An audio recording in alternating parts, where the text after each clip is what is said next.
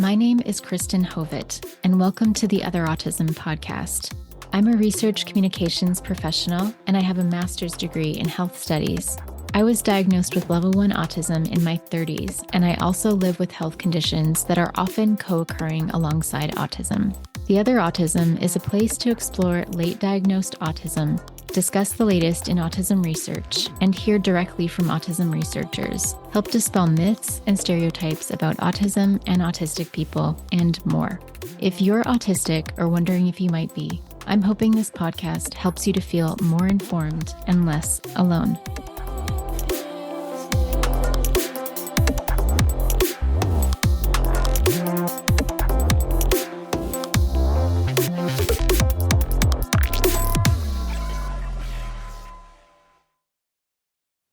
Hey everyone, welcome back to the Other Autism podcast. I have a bit of a cold today, but I wanted to make sure to get this out as I'll be away next month. Today, I'm speaking with Dr. Paula Holmes-Rodman, an anthropologist, consultant, writer, and practitioner of narrative-based medicine based in British Columbia, Canada. But before I share our conversation, I'd like to say a huge thank you to Pam and Sana for each buying me 3 coffees through the Buy Me a Coffee link. Thank you both so much.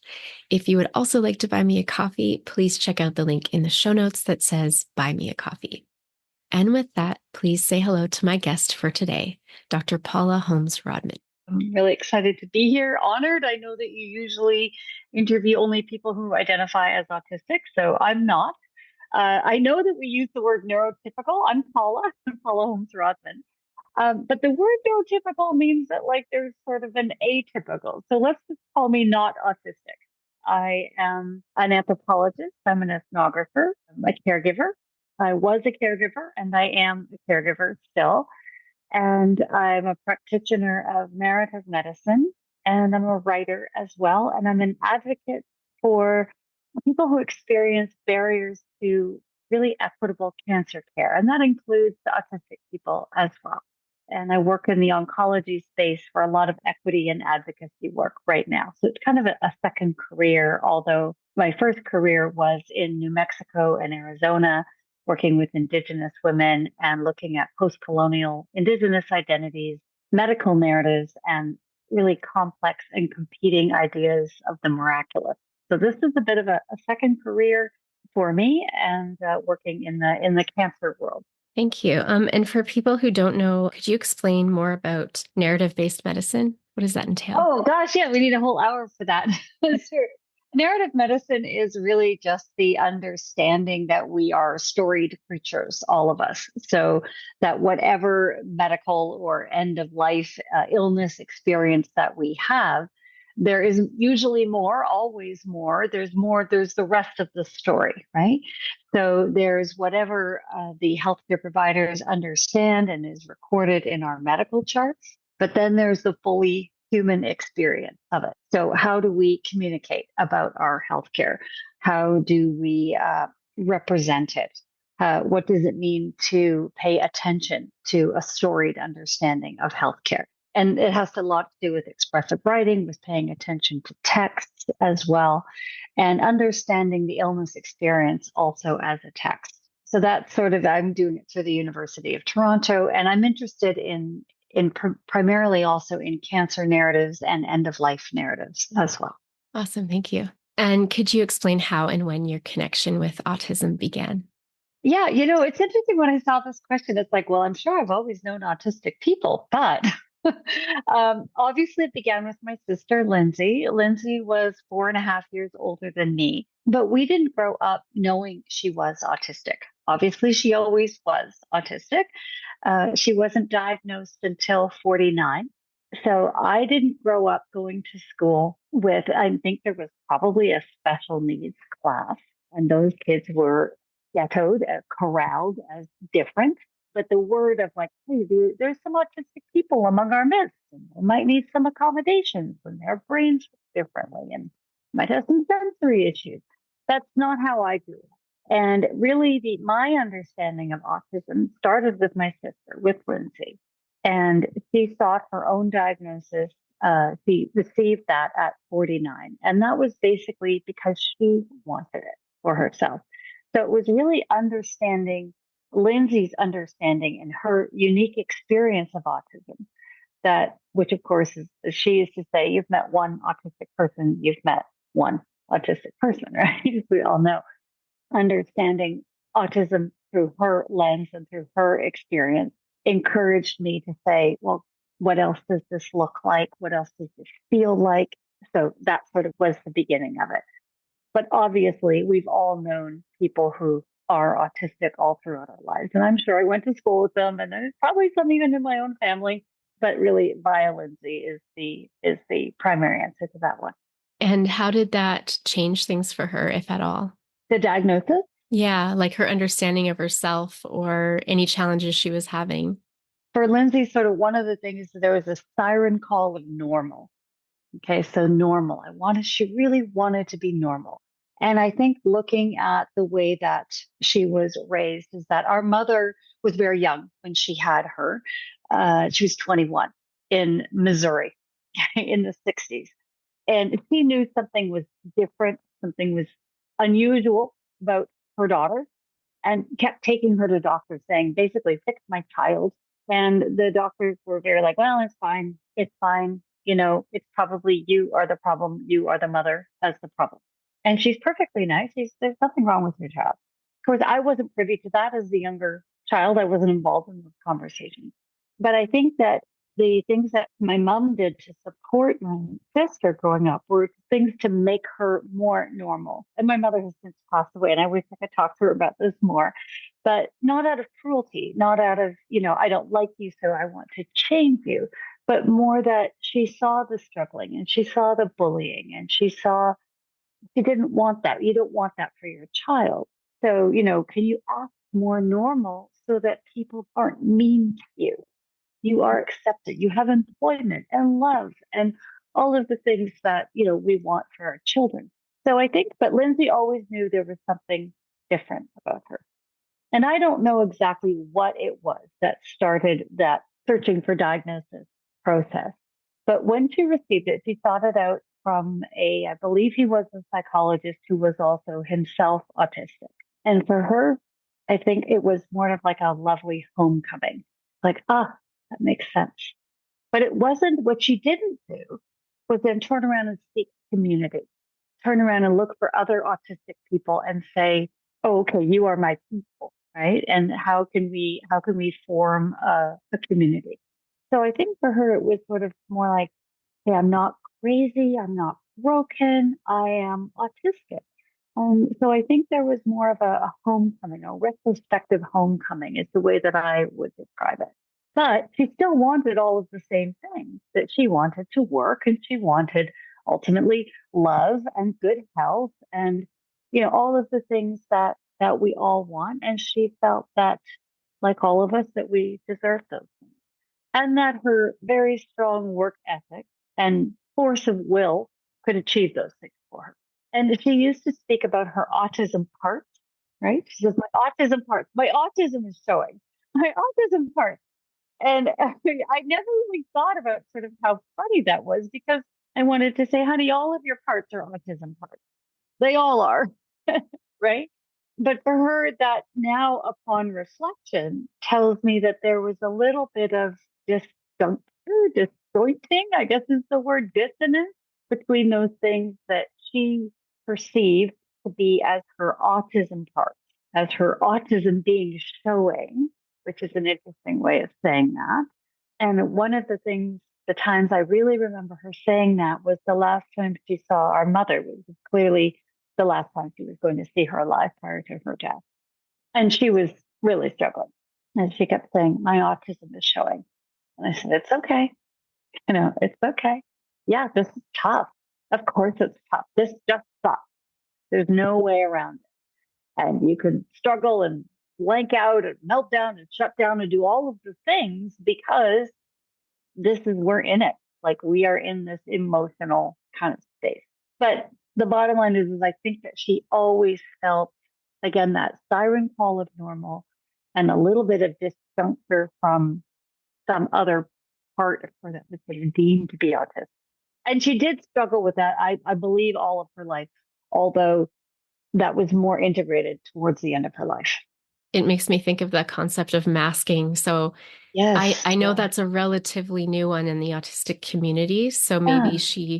I don't know how much she's thought of that for herself, because it sounds like what she's saying is like, my mask is coming off here. Yes. Yeah. The language of masking and unmasking was the language that we used in the last, about the last year of her life, I would say. So she died in April of this year and 2024. So the last year of her life, she would say, yeah, why should I mask? Why should I have to? And that actually came up with, so she lost her job prior to, we're kind of skipping ahead a little bit, prior to recurrence coming back. So for her looking for employment and that masking, unmasking, disclosing, not disclosing discussion, I think was part of that identity work that was happening prior to her cancer recurrence. So that was part of her language, I think, towards the end as well. I know Lindsay was diagnosed with cancer, and that Yeah. included an initial diagnosis of ovarian cancer. Is that okay to say? I think you've Oh, said, okay, absolutely. Yeah, okay. no problem. Um, Yeah. and a recurrence in the form of brain cancer. So early on in this journey, you set out to record your conversations with Lindsay, and that turned into the Lindsay Interview Project, which folks can watch on YouTube. You then found yourself using the content of those conversations to form what became the Self-Advocacy Guide for cancer patients on the autism spectrum. And I know I've been a cancer patient. I would have loved to have that at that time. I'd love to hear more about the process of creating that and where the guide is at now.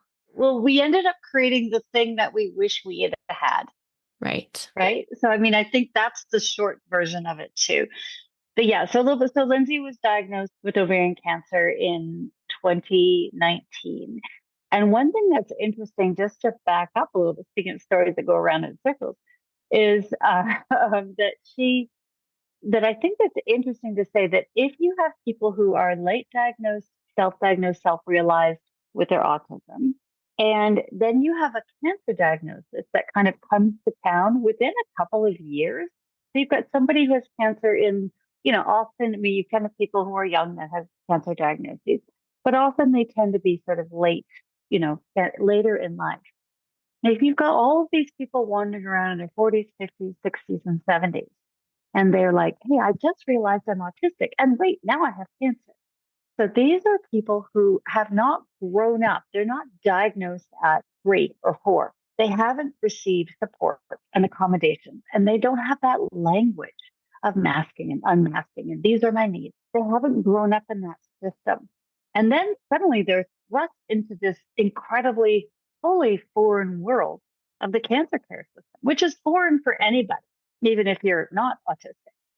And so suddenly you're supposed to be, wait, I'm supposed to be able to articulate about my sensory needs and the way that I communicate and I process, but I just learned that language, or I'm learning that language and I'm learning the way who I am and the way my brain works. And wait, now I have this biomedical crisis of cancer. It's all happening at the same time. So I think that was the sort of come to Jesus moment, as they call it, for me. That's like, wait a minute, this must be happening for more than one person in the world. How can I use my ethnographic powers for good? So that was part of it. Part of it was I wanted to give Lindsay the opportunity, someone who really, they never really asked her opinion, never really thought she had much to say about the world. And I remember when I started the interviews, my husband said, you're going to get 2 words out of her. And I said, no, we'll see. Well, we got 2 hours that first time. I mean, I love these interviews. They are a mess. They're a hot mess. They were never meant to be anything but like transcribed. And they were sort of meant to be like our Sunday hangout phone calls. So we have snacks and cats walking through and bad lighting and like words to our imaginary sponsors and so much like laughter and love and tears. And like there's just everything in them. And yeah, we talk about autism and cancer. They were started to be a legacy project in part, but they also started, I wanted to know what she thought could be better, how the process could have been better for her, because we did our best. And when when you have a cancer diagnosis, you don't prepare for it. Suddenly you're like, oh, it's happening. It is happening. So when we were in the big city cancer center, I remember taking the nurse aside, telling the nurse, my sister's autistic. She's going to need a little help. But I didn't know what I was asking. Honestly, I didn't know I didn't even, I couldn't even articulate as the sister and caregiver what I needed. And I didn't know if that information was ever received, if it was transcribed, translated, what happened to it. I just needed to say something. So in my fantasy land, the next Lindsey and Paula who walk into a cancer center and the next caregiver or, support person who takes that nurse aside and says, my person, my loved one who just has this cancer diagnosis and their world is just rock and they're autistic, they get the guide. And maybe it helps them a little bit that either they or they and their support people can fill it out and just, in a quiet moment say, hey, this is the way I process, and this is what I need for planning and predictability. And this is what I think about place. And this is, I can go through the 10 P's, bring it back to that healthcare encounter and feel a little bit more empowered, have a little bit more language, a little bit more ability to speak about what it is that their unique version of autism requires to be more fully supported in that cancer experience. So that's sort of the fantasy. But how we got there, the interviews were, they started in 2022, and then I did them a year again later, just to check in and say, how's it going? And then the third one was 6 months after that, after recurrence had happened. She had a very rare brain metastasis, which is a unique expression of ovarian cancer, about 1% to 2% chance.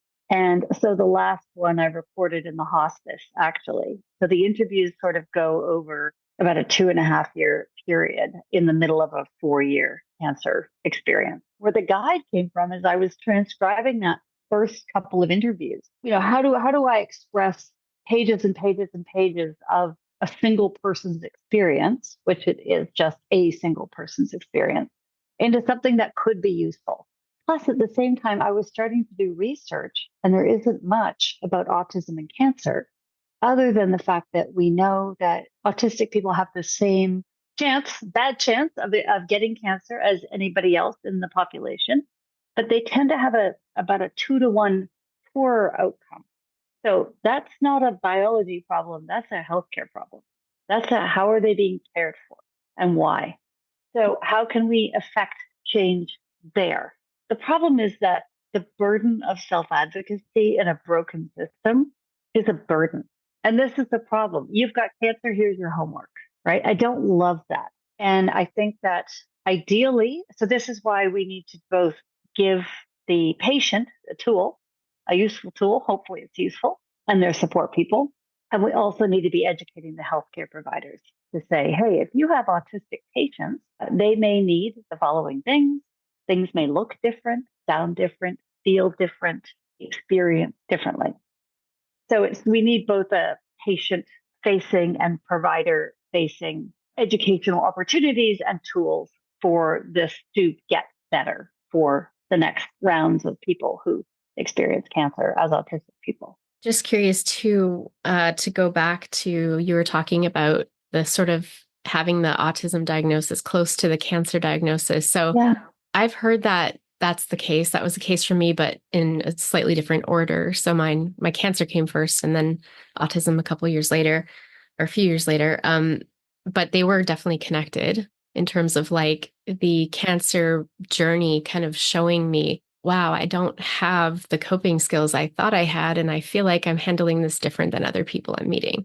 But I've heard that cancer or other, medical crises or other life crises kind of happen side by side. So in your eyes, like, why do you think that happens so often?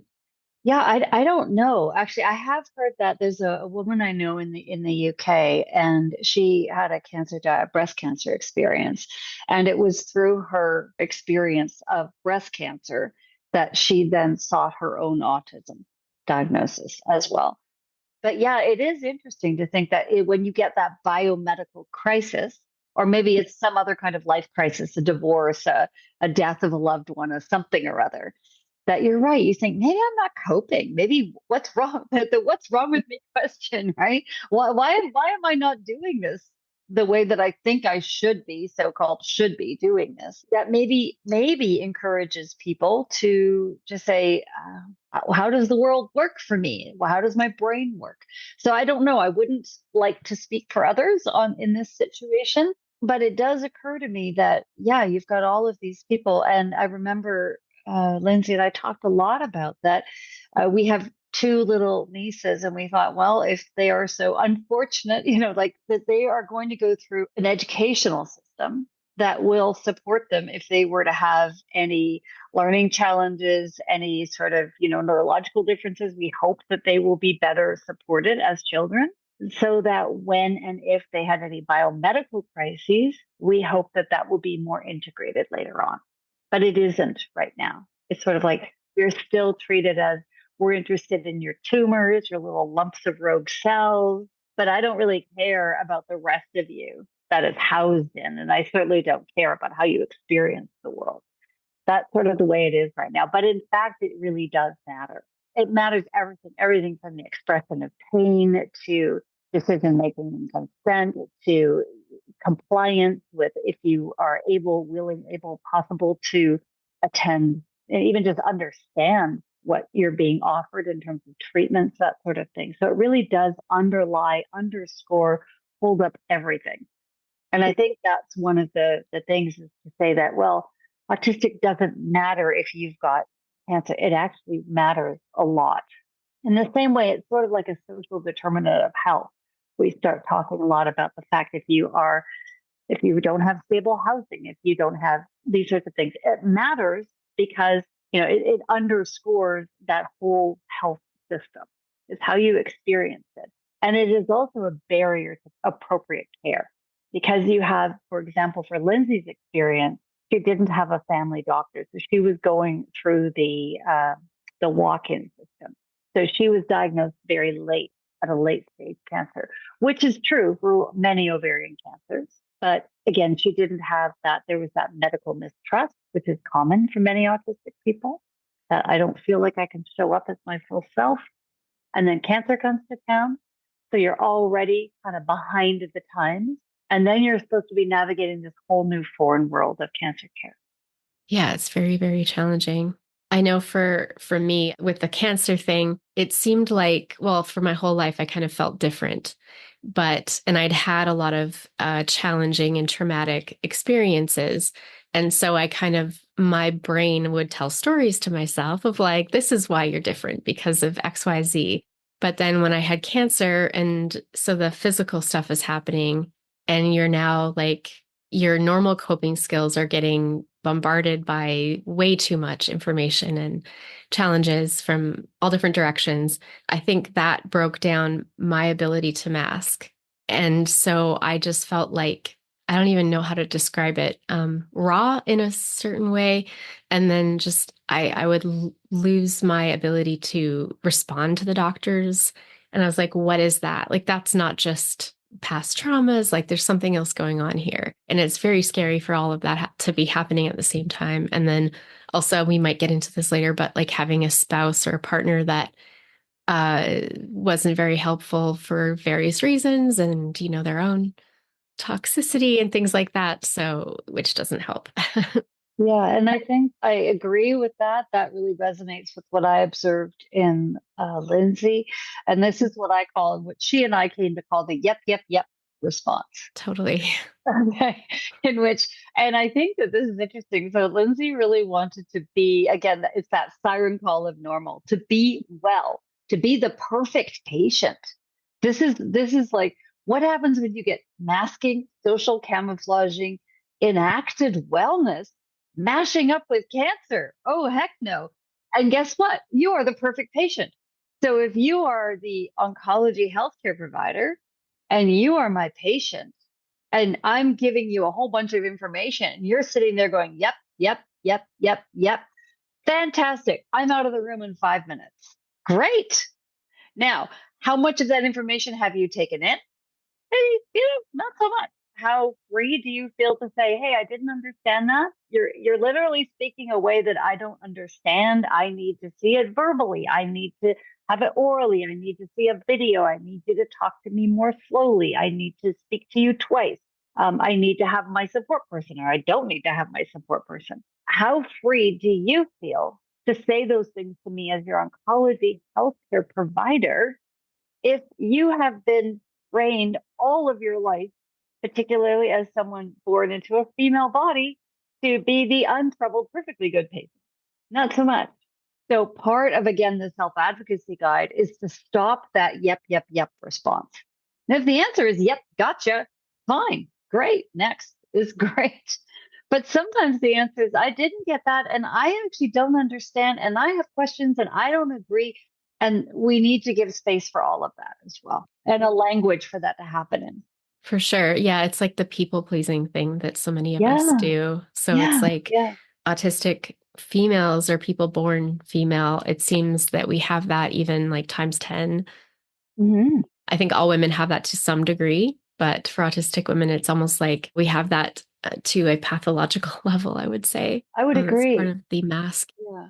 And so when you get that in a cancer space, it actually is detrimental actually, it can be detrimental to the outcomes, I think. Totally. Yeah, I can see that for sure. I know that people are going to want to know where to get the guide. I'm so excited. I actually feel very emotional about this because Lindsay and I spoke about it on her last night on Earth. She says, I really want the guide to come out. And I said, yeah, I'm not going to cry. I said, it's going to happen. It's going to happen. So I'm very, very grateful that Autism Canada is using its digital wizards to make it happen. And it will be available free of charge on their site. You can download it. There will be a fillable PDF as well as something you can print out and write in, depending on how your brain works, right? Depending on what you need. So it has 10 sections with, I think, a total of 77 questions, which is a lot of questions. And there's also a resource guide at the end, which hopefully, might be helpful for some people. Everything from lists of things that you could put in a comfort go bag, right? Because if you're spending a lot of time in a hospital, in an emergency room, which is miserable for anybody. If you have some little bit of predictability and planning, it's like, oh yeah, these are the things that I need. And you're going back and forth to do chemo or radiation, or you're doing a lot of appointments. What can you put in your bag, literally, to make sure that you're more comfortable? The guide will be available on the 20th this month. And the other idea is we're going to have posters in the big city cancer centers with a QR code. And that I also will be working with my contacts through the sort of the cancer care world to make sure that because when you're first diagnosed with a cancer, it's a cancer, right? You're not just diagnosed with cancer. It'll be ovarian or breast or something or other. So we want to make sure that if you're accessing a patient support group, if you're accessing Ovarian Cancer Canada or, a breast cancer support group, that there's something that says, oh, are you autistic? And also, has this cancer, this is for you, and that you will be sort of guided that way. But it will be available on Autism Canada's site, free of charge, downloadable, fillable. So I hope that people use it, ask for it, and I hope that it's useful. Not every question is going to be useful for every person. I also see it as a living document. So I've tried to use the most inclusive language possible. We had a number of people through Autism Canada who are autistic themselves give me a lot of feedback and loop back and like, oh, you forgot this part, you forgot what about this. I'm like, okay, good, tell me everything. I want to know it all. This is just a one person show with me running it by Lindsay as well. I see it as a living document that is not going to be helpful for everyone, but I hope that some parts are helpful for some people. And the underlying question is basically, what do you want your healthcare provider to know about you that is not on your medical chart? So it's a kind of parallel chart. And I think particularly for autistic people with that word comorbidity, we don't have comorbidities, we have co-occurring conditions. And just for example, a little side story, when Lindsay had her brain tumor symptoms, because she was autistic, it was like, those are panic attacks, that's stress, That's your autism speaking. Like, actually, no, those are brain tumors. And even when she was in hospice for brain tumors and the symptoms started up again, and it was so obvious to me and our family members, like, well, clearly this is what's going on. It's stress, it's panic attacks. She's autistic. Like, well, we are aware of those things, but perhaps it's also the thing that she's actually in hospice for. So this noise of co-occurring condition is noisy, I guess to say. So part of the purpose of the guide is to say, yeah, I have co-occurring conditions and they are da, da, da, da, they are these things. And they may or may not influence what's going on in the cancer space, what's going on with my cancer experience. But let me take a little bit of charge here and say, I'm going to tell you about it rather than you tell me about it as my healthcare provider. But yeah, I've got some epilepsy, or I've got this, or I've got that, and I have anxiety, or I have this, or I have that, or I don't. And I need you to take me seriously. Ideally, empowering, if it works well, that is my hope and my goal. And then it's also an educational tool for healthcare providers. Because if you are an oncology healthcare provider and your patient walks in with one of these guides and says, hey, I filled this thing out, and I need you to listen to me in the following ways. Maybe that might ultimately affect some change. And then we're ultimately moving towards that goal of more equitable healthcare, which we all talk a great deal about, but none of us really know how to get there. So again, we can empower the patients and at the same time, we can educate the healthcare providers. So that's the hope of the guide. But primarily, I hope that if you are autistic and you're diagnosed with cancer, that it is of use to you. I had a look at the draft that you sent, it Oh, looked good. really great. What I liked about it too is it was really easy to use. Like I went through it and kind of imagining myself filling that out as a cancer patient. And what struck me is that it's very comprehensive. It talks about it goes through all the different things you should be considering. And it would have been so useful to me because I know I had tunnel vision most of the time through that whole experience. So I just want to tell people, like, if they are interested in looking at it, that's what you're going to see. It's very easy to use, very Okay. comprehensive. And also, I think it would apply to a lot more than cancer. So you can take those questions and use it for a lot of other conditions. Yeah, I think, thank you for that. I'm glad that you found it that useful. Thank you. But I also think that I think one of my hopes is to adapt it for more than cancer. And I have had some feedback on that, that it is a more than cancer helpful situation. Because really, when you're talking about things like predictability, planning, processing, places, got the 10 P's just to be kind of catchy and cool, that some of them are specific cancer related. Like when we're talking about pain, maybe you express pain differently. Maybe those awful pain scales don't work for you. Maybe those little smiley faces, the frowny faces, oh Lord, that does not work for an autistic person, for some autistic people. But if you are recovering, if you have MS, if you have any other kind of symptoms, or if you have a heart attack, or you have any other kind of medical condition, a lot of these issues, if you're marching your way through the healthcare system, they're still relevant. So some of them are cancer specific, but not all of the questions are. So yeah, I think that it could be quite easily adapted. It is for adults, or I guess teens and up, but it could be adapted to more healthcare conditions. So if you have a serious medical condition that you are, and you're sort of navigating through a complex healthcare situation, look at the guide and see, it might be helpful for you. And what can listeners do to support Lindsey's hopes and visions for the guide specifically? Well, use it. I mean, I know that she would hope you don't get cancer, um, but uh, but if you do, use the guide, and I hope that it's useful to you. I really do. And one of the ironic and sort of funny, beautiful, wonderful things is that after she had recurrence, we were still consulting our own guide. We were in the middle of it. There we were in the acute neurosurgery ward and in the hospital, like, wait a minute, what did we say about this? And I mean, it's sort of ironic and funny, but also true. So it's something that is a kind of a generative, iterative process. It's like, we have to revisit this. It's like, you think you've got I know what I need for planning and predictability.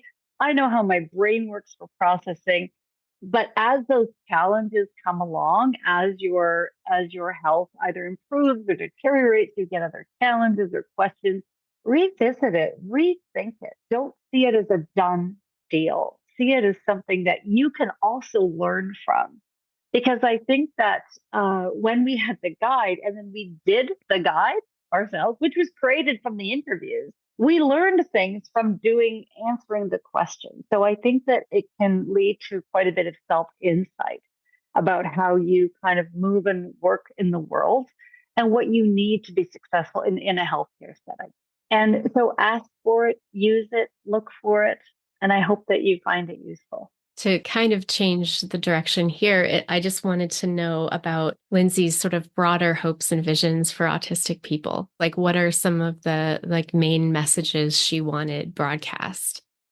Well, Lindsey was a dreamer for sure. She really believed in social justice. She believed that people should be valued and treated and loved for exactly who they were. And she actually just didn't talk the talk. She did it. There was nobody better on your team. If Lindsey was on your team, she was on your team. So if you had a success, like your cat ate the new cat food, like she was cheering you on, let alone something like really amazing happened in your life. There was nobody better. So the cheering each other on in those really authentic ways. And the same thing is if something bad happened to you, like she would be the person, I mean, she would be in hospice asking me how my life is going. I'm like, well, actually, no, it's okay comparatively. So I love that about her. And I always try to think of that now that she's gone. It's like, how can I embody that spirit? What does it mean to really be on somebody's team, to just show up in that authentic way and to really value this sounds like very Hallmark card bumper stickers, but to value those little things like those were amazing waffles, or my cats are so cute, or there's a beautiful sunrise, or I found this amazing thing at the thrift store. And actually celebrate those things. Actually celebrate those things for ourselves and for other people. And because a lot of us kind of talk about that a lot, but very few of us actually do that. And Lindsey really did. And that was a beautiful thing. And one of the things I miss the most about her, I think. And she really believed in the possibility that, in some ways, sometimes in a little bit of a naive way, it's like, well, if we all just get along and we all just support each other, I'm like, oh, it's not so easy. But, I love that spirit. I love that sort of almost unadulterated belief in the possibility of the goodness of human beings. And so she was disappointed when human beings weren't good. She really thought that they could be better, that they should be better, that we all have the capability to do that. I mean, it sounds a little saccharine, I guess, to say all of this, but that's truly who she was. And I think that spirit is something that we can embody. It sounds like she had a lot of resilience, even though it sounds like things were often very hard for her growing up and not feeling normal. And to have that resilience and that spirit of optimism is very awesome to hear. Yeah. She used to say, I've been hanging in there since 1966, And so, that was sort of her, right? It was just sort of like, watch me, like, just watch me. Like, and I mean, she never swore. I have a mouth of a sailor, but she didn't swear, but it was sort of a big sort of almost like an F you to the world. Like, it's like, I could do this. And you can't tell me I can't. And there's no reason I can't. And I mean, that had to do also with beating cancer. So I think part of the problem was when the cancer came back was she was really disappointed, like almost personally offended that it had come back. Like she had done something wrong. And I'm like, no. This wasn't a personal failing. But no, she really had a lot of resilience and because when you rely on that work ethic, that like, I can, why not? I can totally do this. And so I try to embody a lot of that spirit when I'm feeling a little kind of, I can't.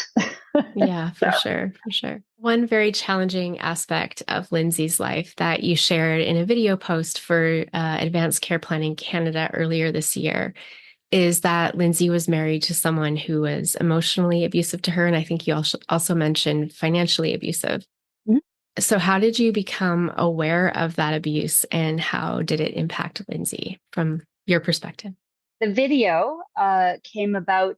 I ran into somebody from advanced care planning at a psychosocial oncology conference, and they were talking about the equity work they were doing in advanced care planning. And I said, "Do you do anything for autistic people?" And they said, "No." And I said, "Well, we need to have a think about this because when we're talking about advanced care planning, we're talking about decision making and consent. We're talking about who has the right as adults to make decisions about their own health care, and how can we make those decisions known, how can we express them, how can we make sure everybody's listening to our decisions.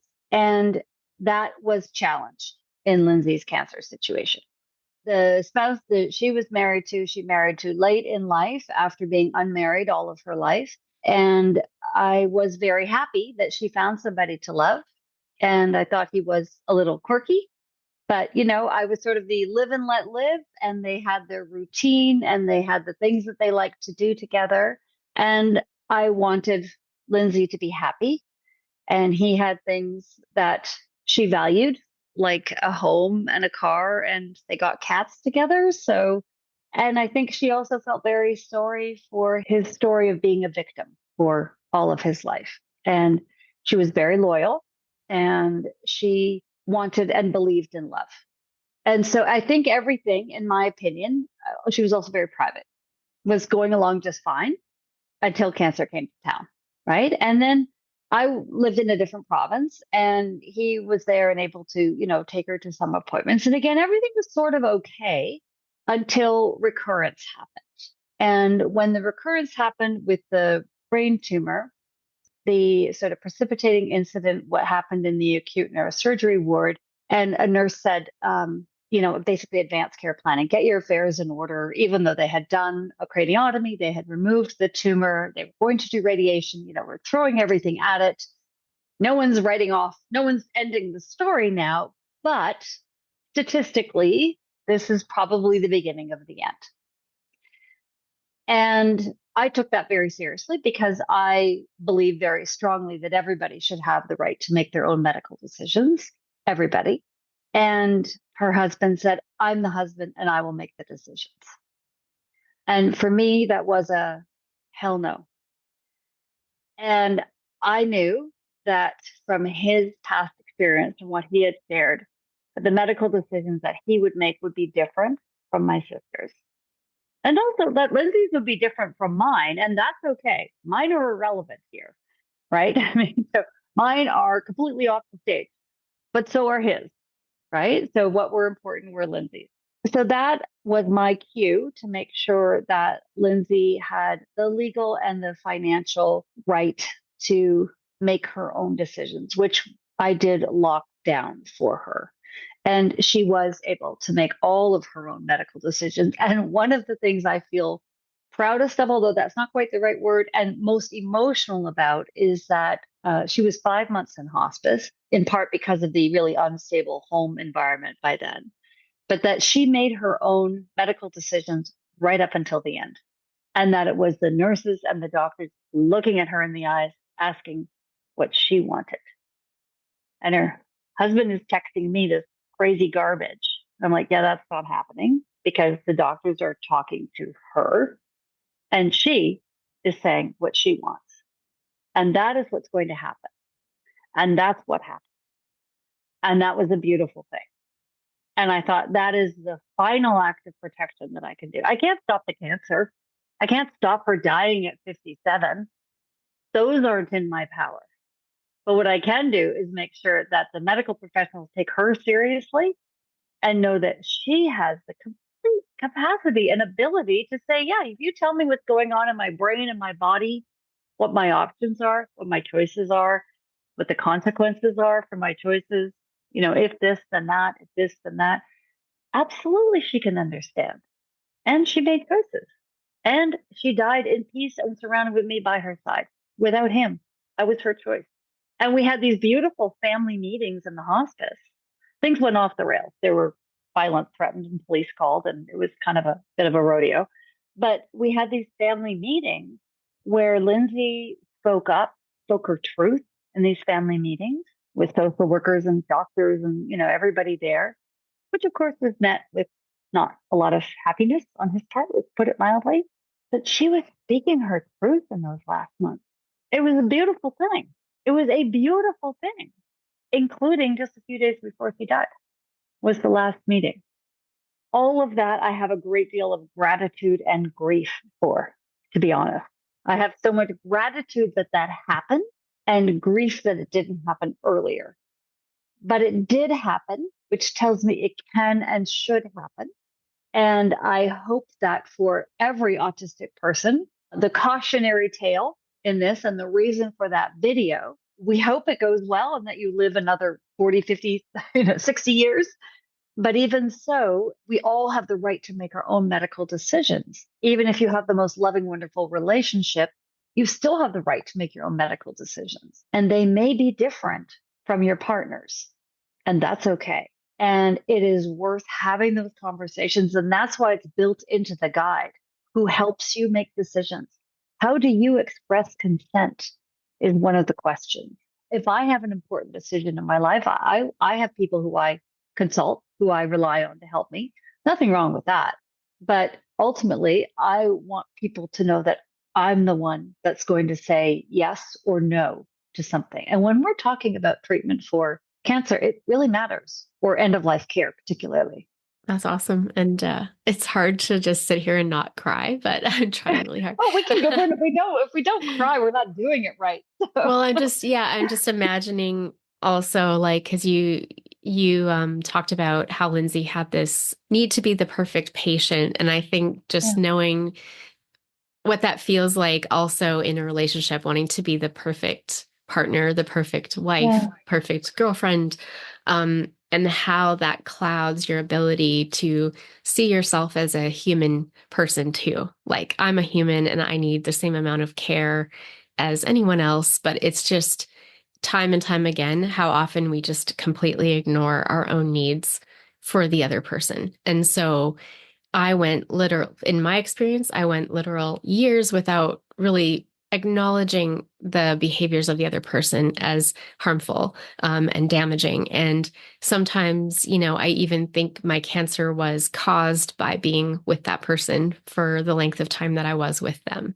And I just wonder how many other autistic people have that experience. I know from reading the research, which isn't like very personal, but there are stats out there that talk about just that we are more commonly find ourselves in relationships where we're being abused in some way. And some of it is it's so invisible because we're not being, physically abused. I wasn't physically abused, but manipulated and abused in other ways that are so much harder to see and so much harder for people around us to see. So it just my heart's heavy just thinking of all the work that goes into covering for these people, and then also in our own mind covering for them. And then when the reality finally hits, it's so hard to, now what do I do?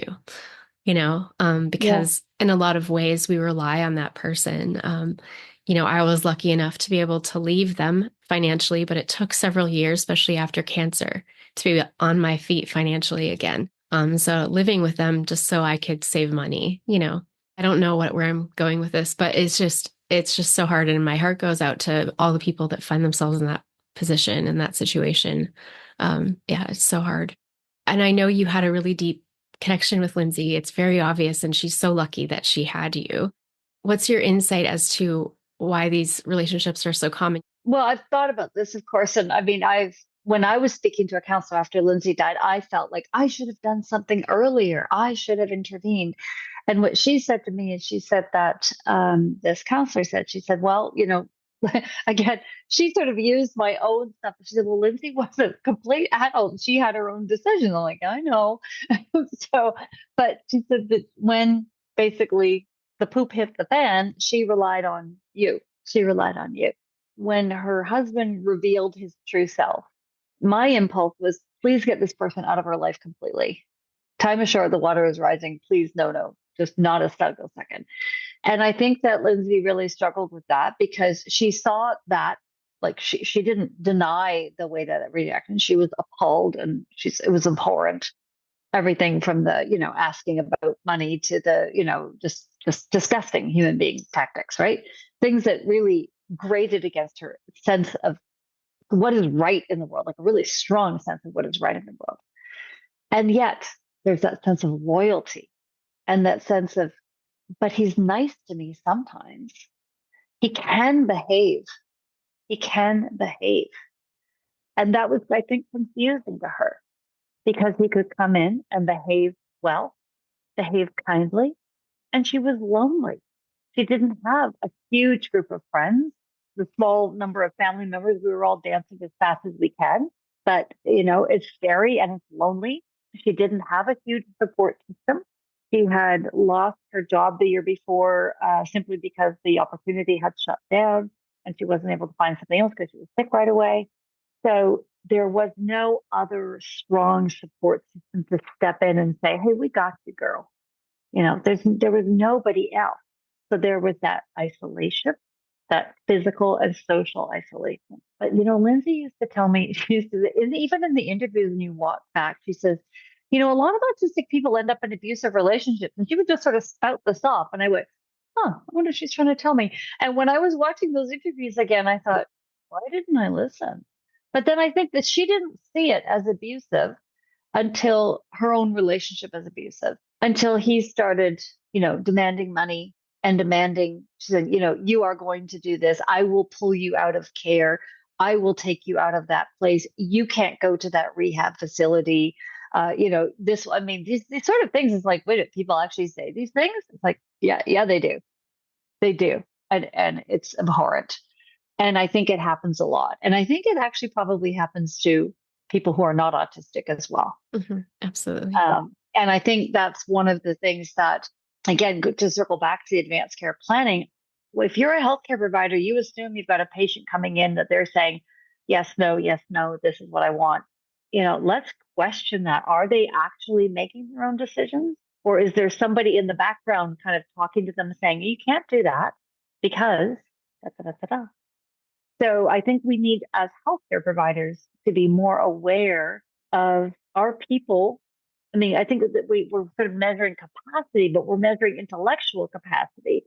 But do people have the social, structural capacity to make their own decisions? Are they being supported to make their own decisions? And I think that's sort of part of the Lindsey story that we can take forward. And again, I would encourage your listeners to, if they're going into a healthcare system, or a healthcare situation, either for themselves or for a loved one, to kind of lock that down. You don't need to lock down the decision because we don't know. A healthcare situation can evolve, devolve in, certain ways. We don't know. But what you can say is that no matter how this goes, I know that I can make my own decisions. Me and this person and that person, the 3 of us, the 5 of us, the 10 of us, or just me, I've got this.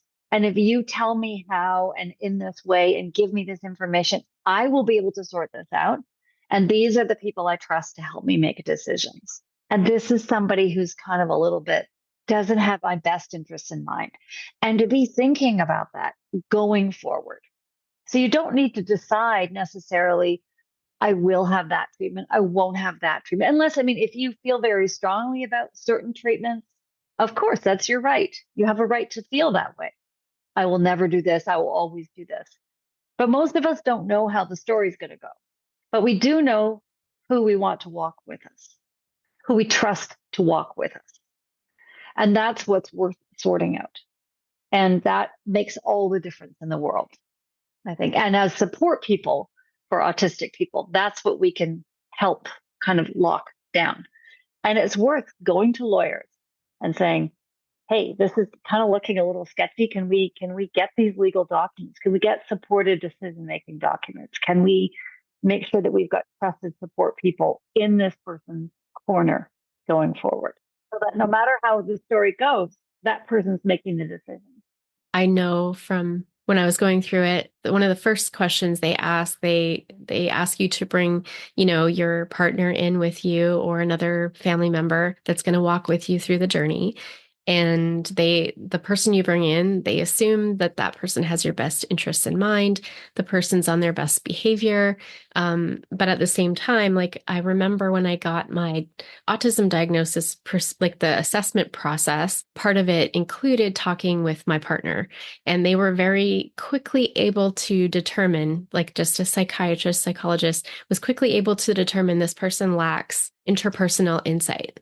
And just a few questions helped them determine that. And those could be infused in one of the first, cancer appointments that you have, and someone can really identify that this person might not be the best person to help you make decisions, especially when you're in a lot of pain, when you're highly medicated for several months. So I don't know. I think that there can just be like small changes made that can make a huge difference in that initial part of that journey. Yeah, that's a really good idea. But I mean, on the other hand, it's kind of a double-edged sword, right? Because if I walk in with my partner and I'm like, this is my person, right? Whether it's my mother or my husband or my sister or whoever, I'm like, this is my person, and you're my healthcare provider, and you immediately start saying, well, how stable are they? Right. And in what best interest? So then immediately we're having couple counseling or, family counseling. But you're right. In some ways, if you are my healthcare provider and I'm your patient, are you going to just take my word for it? Or do you trust me that I've got all this stuff sorted out before I even walk in your door? But you're right. It's kind of a double-edged sword, but I agree with you that in some ways we almost need that, if this, then that kind of questioning. And I think part of it too is that at the beginning of a cancer story, nobody really imagines it's going to go terribly badly. Right. I mean, I remember actually because Lindsey was diagnosed at stage 4, she was handed a palliative care pamphlet. Or actually, her husband was handed a palliative care pamphlet, and he shoved it in his jacket pocket and said, "I'm not showing that to her." And I remember at the time I was personally traumatized. I was just trying to like literally navigate her through this rabbit warren of this day long appointment is what it seemed. But palliative care can be very supportive from the beginning. It's not just end of life care, even though she had 4+ years after that. That can be that kind of psychosocial care, the kind of things that you're talking about. So you can ask for psychosocial referrals right off the bat. And that's the kind of entryway into maybe that more complex care that you're talking about. Saying, hey, can I have a psychosocial referral? Can I talk to a social worker, please? And if you're in one of these cancer centers, you have a right to ask for those things. And I would encourage, frankly, everybody to do that. And then you have somebody, and if you're able to attend those appointments, and sometimes they can be virtual, sometimes they can be in person, depending on, what your abilities are and your location, to talk about, hey, these people are in my corner, but I kind of wonder, or I wonder how this is going to go. And sometimes, and I think this was in Lindsey's case, and I think this is the case, things can be going along just fine. Things can be just kind of fine. There might be a few little pink flags, red flags, maybe, but things can be just fine until you have a crisis, right? Until you have a crisis like cancer or, a job loss or something like that. I would definitely ask for that social worker, ask for that psychosocial consult right away. And you should be able to receive that. And that might help, your listeners kind of sort through some of those questions early on and get some of that sorted out in their own mind. And then maybe like, I kind of need to rethink this. Who is going to be my person? Who is the person who's going to really be in my corner? Because that is one of the hardest thing as a caregiver, is to put your own personal beliefs, hope, dream, fears, everything to the side and do what needs to be done for the patient, for the person who's actually sick. It's a really hard thing to do. So if you have someone in your corner who can do that for you, you're very fortunate. And you shouldn't have to do it all for yourself, but sometimes you do. I know we're going over, but is there anything I haven't asked you about that you'd like to discuss? If you're really interested and you want to watch the Lindsey interview project, you can watch all of us with the bad lighting and the cats and the snacks and the chit-chatting away and the bad questions and the rambling answers. We would love to have you just hang out with us. So that is available on YouTube. But really, please use the guide, talk about the guide. I hope that it's helpful, and ask for it and use it. If there's any feedback about the guide or how you think it could be useful for other than cancer situations, I'd be very open to knowing about that as well. And I had to write the dedication for it. That was hard. But Lindsey used to say, "We wish you well on your journey." And that was a very Lindsey thing to say. So I will end with that. So if you are diagnosed with cancer and you are autistic, Lindsey would say, "I wish you well on your journey." A huge thank you to Paula for being my guest on the Other Autism podcast. And that's all I have for you today. Thank you so much for being here. Until next time, bye. Thank you so much for listening. If you enjoyed this podcast, I invite you to leave a rating or review and share this episode with a loved one. If you'd like to submit a question or message to listeners, please send an email. You can find the email address and more in the show notes.